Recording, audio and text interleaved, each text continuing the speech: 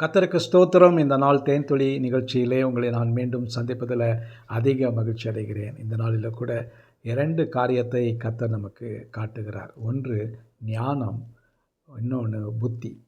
புத்தியை நாம் உலகத்தில் புத்தகங்களை படிப்பதனாலும், உலகத்தில் அநேக காரியங்களில் தெரிந்து கொள்ளுதலும், அநேக நமக்கு காரியங்கள் கிடைக்கக்கூடியதான நிலை இருக்குது. பள்ளியில் படிக்கிறோம், கல்லூரியில் படிக்கிறோம், கற்றுக் கொடுக்குறாங்க. இதன் மூலமாக நமக்கு அறிவு வளரும். ஒரு நிலைக்கு அனுப்பணும். ஒரு நல்ல இன்ஜினியராக, ஒரு டாக்டராக, இல்லாவிட்டால் ஒரு அட்மினிஸ்ட்ரேட்டிவ் ஆஃபீஸராக, ஐஏஎஸ் ஆஃபீஸராக மாறுவதற்கு நமக்கு இந்த அறிவு மிக மிக முக்கியமாக இருக்கிறது. அதோடு கூட கர்த்தர் சொல்கிறார், அறிவு இருந்தாலும் கூட மிக முக்கியமான ஒரு காரியம் ஞானம். அந்த ஞானம்தான் மிக முக்கியமான ஒரு காரியம். ஞானத்தை குறித்து நீதிமொழிகளிலே பல இடங்களில் சொல்லப்பட்டிருக்கிறது.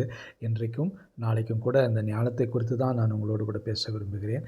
என்னவென்று சொன்னால், ஞானத்தை சம்பாதி, புத்தியையும் சம்பாதி. ரெண்டும், ஞானத்தையும் சம்பாதிக்கணும், புத்தியையும் சம்பாதி.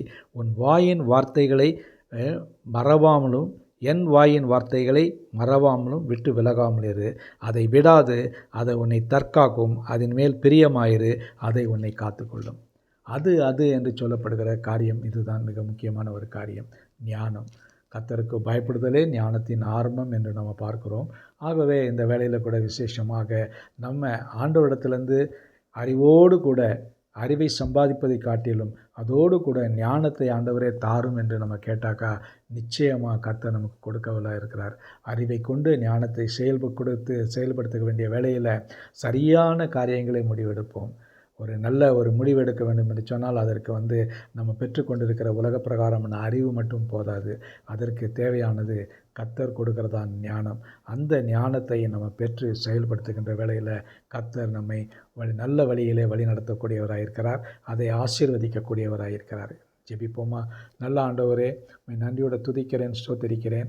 இந்த வேளையில் கூட விசேஷமாக ஆண்டவரே, அறிவு ஞானம் என்பதை பார்க்கின்ற வேளையில் அறிவை பெற்றுக்கொள்ளவும் அதுக்கு நாங்கள் முயற்சி செய்கிறோம். ஆனால் ஞானமோ பரத்திலிருந்து வருகிறது ஐயா, ஜோதிகளின் பிதாவினிடத்திலிருந்து வருகிறது.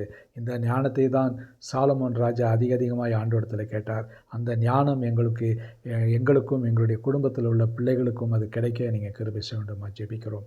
எங்களுடைய வாழ்க்கையில் நாங்கள் ஞானமாய் நடக்க எங்களுக்கு வழி செய்ய வேண்டுமா ஜெபிக்கிறோம். காத்துக்கொள்ளுங்க, வழி நடத்துருங்க.